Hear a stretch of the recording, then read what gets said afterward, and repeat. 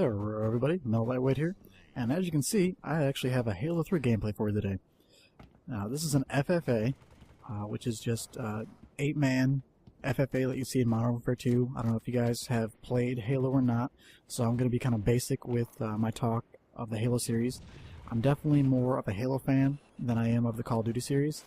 I grew up playing, Halo 1, Halo 2, and I played some Halo 3. Definitely played a lot of Halo 2. I mean, I have 14,000 games logged of Halo 2, so all my skill sets that you see in Modern Warfare 2 and Halo 3, I got them from playing Halo 2 so much.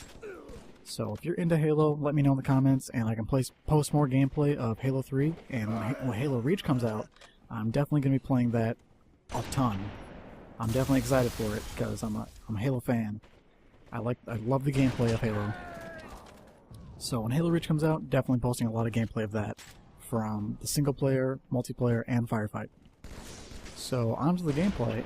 If you guys didn't know, a Perfection is actually 25 kills and 0 deaths. It's at least 15, but since this is an FFA, I went 25-0. And let's see, the Perfection medal is as I said, 15 kills and 0 deaths, but it has to be throughout the entire game. So you can't die at all. You won't just get it. The game has to end with you getting 0 deaths. So that's something that's important to pay attention to. I guess this kind of gameplay itself is comparable to getting a nuke in Modern Warfare 2.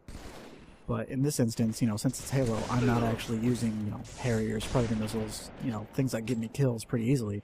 It's all me. So I think watching something like this, to me, is more impressive than watching a nuke in Modern Warfare 2. But that's just me again. Let me know what you guys think about this whole comparison thing that's been going on for, since Call of Duty 4 came out, between Call of Duty 4, the Call of Duty 4 series in general, and the Halo series. Personally, obviously I like the Halo series more, but that's just me. So anyway, on to the gameplay. I'm just going to be patrolling this area pretty much the entire game, because it's easy for me to set up here and to control every exit and entrance. This is actually Guardian, I think? Or, no, Blackout. This is Blackout, comparable to the Halo 1 map Lockout, which I definitely am a fan of, one of my favorite maps from Halo 2. So I have a BR right now, which is a mid to long range weapon, and a sniper rifle, which is, of course, long range weapon. I tend to, I try for the headshot all the time. A lot of different players will probably tell you that you should go for the body shot and finish them off with a BR, but that's how I play. I like that headshot. I like to rip their faces off with the sniper rifle. It's definitely fun. So you'll see that I definitely don't want to move from this area, because just like an FFA in Modern Warfare 2, it's really hard to control where someone's going to spawn behind you. So don't even let the game give you the opportunity to have that misfortune happen.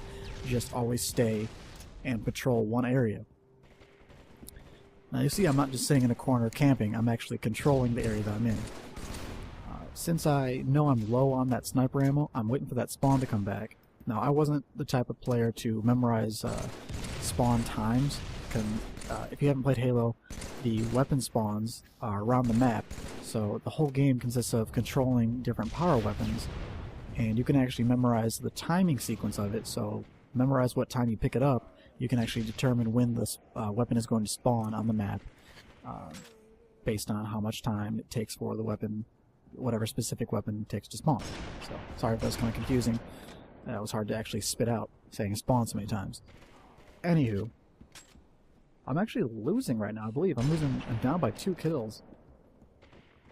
And that's kind of, that's fine with me. I figured, I haven't died yet. I might as well go for this, 0 deaths thing here. And this is actually something that I really enjoy here from Halo. Just whipping out my secondary and getting a one-shot with a beatdown. Now, if I did that with the BR in my hands here, the battle rifle, it would take 3 shots to the body to decrease the shields enough to where my beatdown would kill the person. Now, this is actually an example where you can see how much I'm actually watching this radar. I whipped around after I killed this guy and threw a grenade against the stairs to bounce it up, considering when I read the radar, I thought someone was going to be jumping over from the middle section onto this ramp on sniper, where the sniper spawns. I'm always throwing grenades just to be really cautious, simply because I have 0 deaths, and grenades are pretty plentiful. When you kill someone, they're usually going to have 1 or 2 nades on them, and that's really all you need to be a defensive player. Yeah, I kind of fail here, get a body shot. But typically when I shoot someone and get 1 shot with that sniper, I know they're low shields. So then I can toss a grenade, and hopefully that grenade explosion will finish them off for me. Now check out that person's gamertag. Hot cum on my face. I'm not sure how that gamertag actually went through. Somehow cum is actually fine for Xbox Live, but jizz is not. I don't understand that. That's always been kind of funny. There they are again. And I just put hot cum on their face. It was all me. Now I know there's 2 guys in an engagement underneath me, and it looks like I can see 4 guys on the radar right now. Now I see 2, and they're not going to be crouching or anything. Now if you're not a big fan of Halo or you didn't play Halo at all, there's actually, when you crouch, you don't show up on the radar. Otherwise you show up constantly. Now I got really lucky here. I thought he actually stuck me and I was going to freak out. But he didn't, he missed, and I actually moved away from a grenade in time not to die. So my sniper rifle is actually out, so I'm waiting for that spawn to come up. In the meantime, there's no point in having that secondary with no ammo left. You need to switch it out for an assault rifle or any other weapon you can find to actually have 2 weapons on you, because that's always important to do. So you'll notice that I tend to shoot cross-map with my BR, and even though I'm not going to kill them, I'm putting shots on them to even just distract them so someone else can pick them off. Because I don't care if I don't get the kill, as long as they are distracted, they're not going to be much of a problem for me on my side of the map.